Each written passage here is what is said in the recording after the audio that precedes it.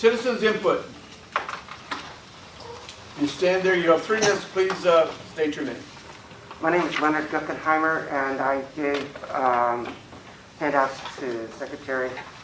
So I'm proposing that we have, instead of countywide voting for commissioners, that we replace that with single district or voting. And so we would change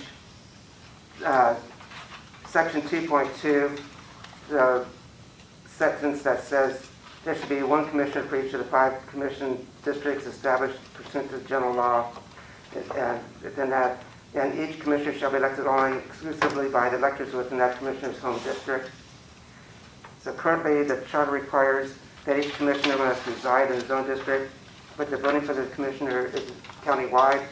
This requires that a commissioner must campaign countywide. The county commissioner subcommittee asked commissioners about the opinions of single versus countywide voting, and the commissioners said that they feel like they're not favoring one district over another. However, countywide voting negates the votes of a district if a candidate wins in his home district but loses in the races in other districts. This is undemocratic by overriding the will of the voters in the affected district. Single district voting is used at every other governmental level. State and federal senators and representatives are elected by governors in their respective districts. A voter in one district is ineligible to vote for a candidate outside the voter's home district. And single district voting would reduce campaign costs. The high cost to run a countywide race may deter potential candidates from running. Voter turnout would increase as voters would have much more direct effect on the election. There is only 1 municipality, Punta Gorda, in Charlotte County, and the remaining urban areas such as Englewood, Port Charlotte, or Babcock Ranch, the Board of County Commissioners functions as city government as well as county government. However, these other neighborhoods and districts have their own needs and will need to have knowledgeable representation. As development continues throughout the county, these needs will become more demanding and require special attention. The U.S. Census Bureau reports the 2020 population in Charlotte County to be nearly 200,000, with each district having about 50,000 people, which could be a considerable sized town. We have been having a housing boom with population growth projected to grow more. Many cities have populations much smaller than Charlotte County to provide services. Will Charlotte County government and the Board of Commissioners be able to keep up with the demand? Thank you. Anyone else? Dave Kesseling for the record, and I agree with everything this gentleman just said. I think you have a lot of it in your folder already from me as well. Just to add, why should someone in Englewood vote for my representative in the middle of Port Charlotte? It's like someone in Nebraska voting for my state rep in Florida. I mean, why would that? Doesn't make any sense. Term limits. I didn't say anything about that before, but it was mentioned at the last meeting. I hate the fact that we need term limits, but there's just too much apathy to not have term limits. As it is, most of our county commissioners will be able to stay in office as long as they want. We won't get even close to fair representation without some kind of turnover.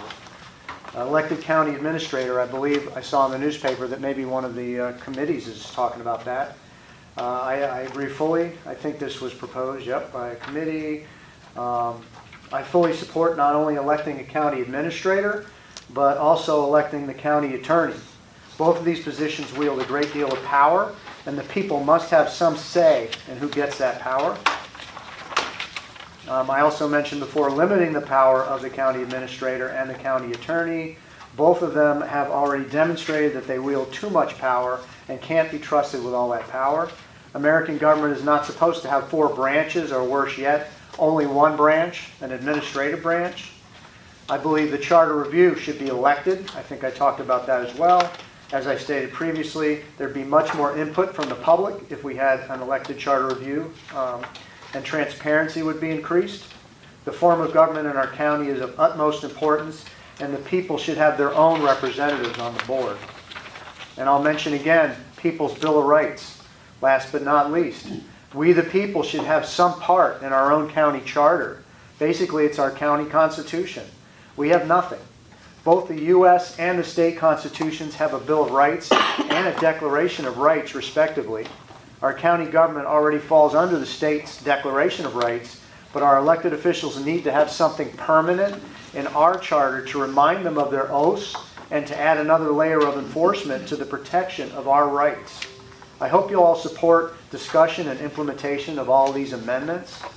And in reply to the comment in the paper today, I do agree that Charlotte County, or I do not agree that Charlotte County's Economic Development Office should be under the control of the county administrator instead of the county commission. The county administrator already has way too much power. Instead of increasing his power, we should be decreasing his power and the power of all bureaucrats.